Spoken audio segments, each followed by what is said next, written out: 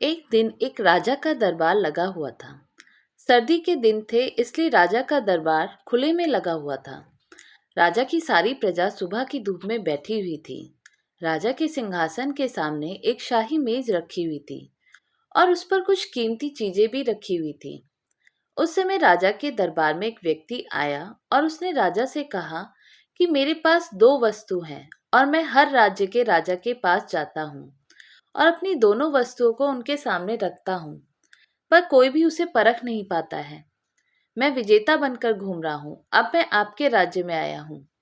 राजा ने उसे थोड़ा और अपने करीब बुलाया और उससे पूछा कि वो दो कौन सी वस्तुएं हैं। उस व्यक्ति ने वो दोनों वस्तुएं राजा के उस कीमती मेज पर रख दी। वो दोनों वस्तुएं दिखने में एक समान थीं। उनका आकार, रूप, रंग सब कुछ एक जैसा ही था। राजा ने देखकर कहा कि ये दोनों वस्तुएं तो एक समान हैं। तभी उस व्यक्ति ने कहा कि हाँ, देखने में ये दोनों एक समान हैं, पर वास्तव में ये दिन दोनों बिल्कुल अलग हैं।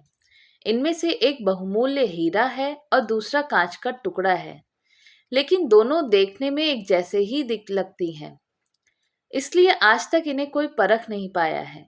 उस व्यक्ति ने राजा से कहा कि आप में से कोई मुझे ये बता दो कि इनमें से बहुमूल्य हीरा कौन सा है और कांच कौन सा है, तो मैं हार मान लूंगा और मैं बहुमूल्य हीरा आपके राज्य की तिजोरी में जमा करवा दूंगा। किंतु शर्त यह है कि कोई भी उसे पहचान नहीं पाया, तो आपको इस हीरे की जो कीमत है वो मुझे देनी होगी। राजा ने कहा, मैं तो उसे नहीं परख पाऊंगा। राजा के जो मंत्री थे, वजीर थे, जो सभा में उपस्थित थे, उन सभी ने उसे परखने से इनकार कर दिया, क्योंकि अगर किसी ने गलत उत्तर दिया तो उससे राजा का मान भंग हो जाएगा। कोई भी व्यक्ति उन दोनों वस्तुओं के बीच में क्या अंतर था वो परख ही नहीं पाया। थोड़ी देर के बाद राजा की सभा में थोड़ी हलचल हुई और एक अंधा आदमी हाथ में लाठी लेकर आ रहा था। उसने कहा कि मुझे राजा के पास ले चलो, मैंने सारी बातें सुनी हैं और ये भी सुना है कि कोई भी उस दो वस्तु में से हीरा कौन सा है ये परख नहीं पाया है। आप मुझे भी एक अवसर दीजिए। एक आदमी के सहारे वो अंधा आदमी राजा के पास पहुंचा। उस अंधे आदमी ने राजा से कहा कि मैं तो जन्म से अंधा हूँ, पर फिर भी मैं एक मौका लेना चाहता हूँ जिससे मैं भी एक बार अपनी बुद्धि को परख सकूं।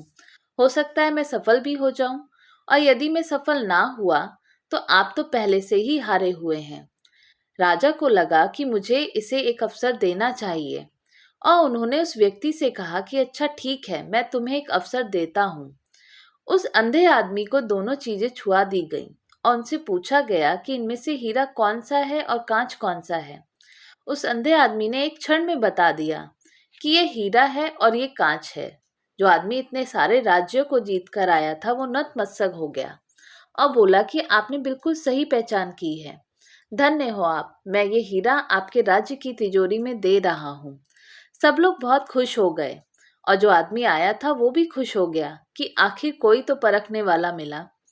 उस आदमी ने, राजा ने और सभा में हाजिर सभी व्यक्ति ने उस अंधे आदमी से पूछा कि आखिर तुमने कैसे पता किया कि हीरा कौन सा है और कांच कौन सा है।